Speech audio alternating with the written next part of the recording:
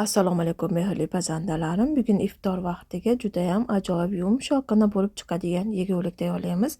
Ishimizni bismillahirrohmanirrohim kalimasi bilan boshlab, idishimizga tuz, ozginagina dro'ja, bir dona tuxum va bir osh qoshiqda smetana yoki bo'lmasa mayonez solib aralashtiramiz va o'simlik yog'dan ham solamiz.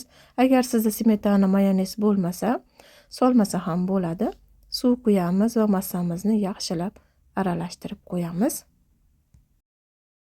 Idishimizga elakdan o'tkazilgan 800 gram unni olib, ushbu tayyorlab olgan massamizni quyib, xamir tayyorlab olamiz.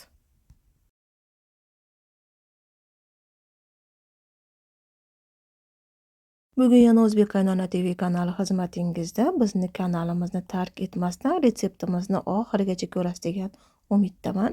Barchangizga oldindan rahmat va tashakkurlar aytib qolaman.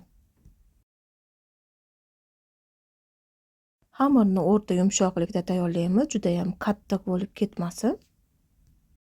Men oliy nav undan foydalandim. Agar sizda birinchi navli unlar bo'lsa, bemalol tayyorlashingiz mumkin. Xamirni tayyorlab, ustini yopib qo'yamiz. 15 daqiqaga tindirishga qoldiramiz xonada.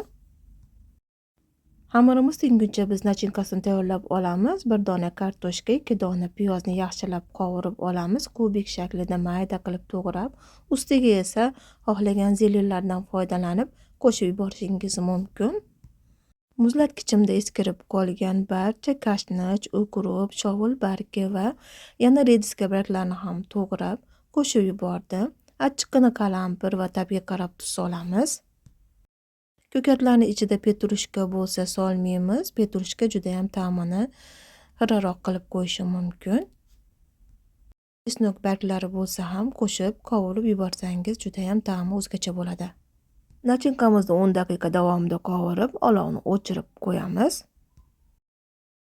Bu orada xamirimiz ham tinib qoldi. Endi buni 4 bo'lakka bo'lib olamiz.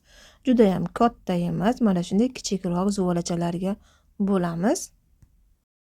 Agar sizda pishiradigan qozoningiz kichikroq bo'lsa, bundan kichkina zuvala tayyorlashingiz mumkin yoki bo'lmasam skоворodkada tayyorlasa ham bo'ladi. Zuvolachalarimizni ustini yana yopamiz va yana 10 daqiqa tindirishga qo'yamiz, chunki yaxshi tinib olgan xamirlarimiz yoyilishga oson bo'ladi. Endi ikkitasini qoldirib, ikkitasini o'rab, yana bir chetga olib turamiz. Birinchi xamirni yoyib olamiz. Uxladan foydalansangiz ham bo'ladi. Men juvani o'zida yoyib oldim. Xamir juda ham yuqa bo'lib, nafis bo'lib ketmasin, o'rtacha qalinlikda bo'ladi. Agar yuqa bo'lib ketsa, ichidagi nachinkalar to'kilib qoladi.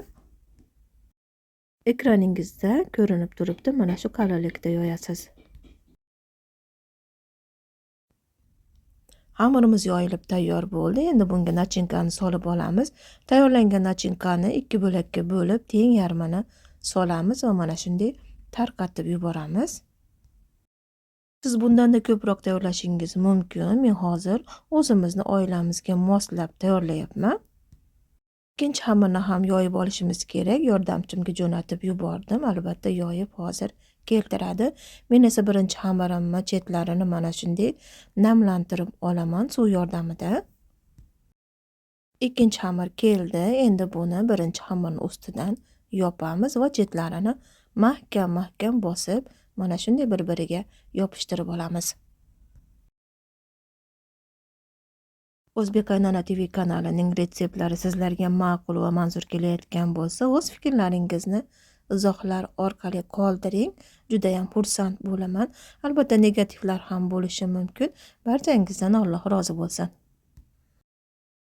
Endi xamir chetlarini mana shunday gulli pichoq yordamida chiroyli qilib qirqib olamiz. Agar sizda bunday pichoq bo'lmasa, oddiy o'zimizni osh pichog'ida ustiga kattaroq tarelkani bostirib, tekislab olishingiz mumkin chetlarini qirqib. Endi yeguligimizni qozon boshiga olib boramiz. Qozonda yog'imiz qizib turibdi. Yog'ni juda ham ko'p quyib yubormaysiz. yarim osh cho'michda quyib turasiz. Agar kam bo'lsa, sekin yana ustidan quyib pishirib olishingiz mumkin. Olovni o'rta darajada yoqamiz. Juda ham baland bo'lib ketmasin, qizarib, kuyib ketadi. Agar juda ham past darajada bo'lsa, tayyorlayotgan retseptingiz qattiq holatda bo'lib qolishi mumkin. Ushbu yegulik juda ham zo'r bo'lib chiqadi. Iftor paytida mazza qilib iste'mol qilasiz. Ko'rib turganingizdek tayyorlanishi ham juda ham oson, sizdan ko'p mablag' talab qilmaydi. Uyingizda bor narsadan, bor mahsulotlardan tayyorlashingiz mumkin. Ikkala tarafini qizarguncha ag'darib, mana shunday yoqqa pishirib olamiz.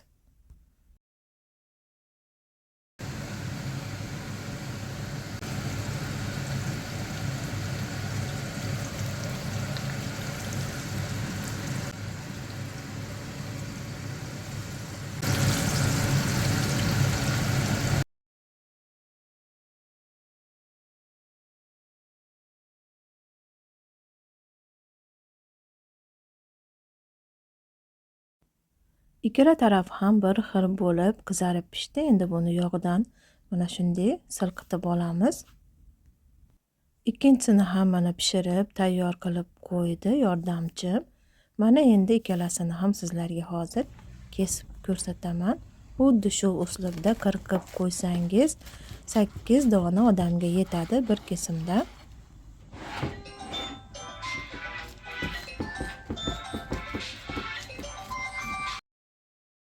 Hammani og'zida qoladigan, iftor paytida yana bormi deb so'raladigan ushbu retseptni sizlarga ilinib qoldim. Albatta siz ham tayyorlab ko'ring.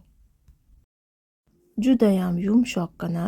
Iftorli paytida mana shunday har bir narsadan bir shingildan tayyorlaymiz. Albatta ushbu tayyorlagan retseptimiz ibodatlarga quvvat bo'lsin. Barchaga rahmat. Ko'rishguncha mehribon Allohimga omonat bo'ling va keyingi retseptlarimizni kutib qoling.